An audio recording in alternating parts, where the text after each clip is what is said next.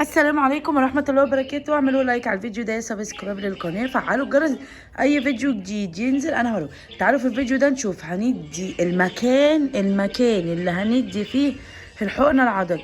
يا جماعة بالله عليكم نفس المكان ده، ولا ندي فوق ولا تحت. اقسم بالله انا النهارده قابلني حالة هنزل لكم الصور بعديه دلوقتي.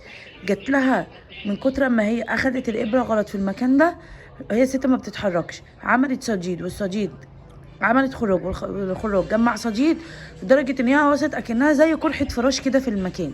بلاش ندي في مكان غلط، ندي في المكان الصح بطريقة سهلة جدا. هندي الابرة عامودي بزاوية 90 درجة. تعال نشوف المكان اللي احنا مسموح لنا بس ندي فيه.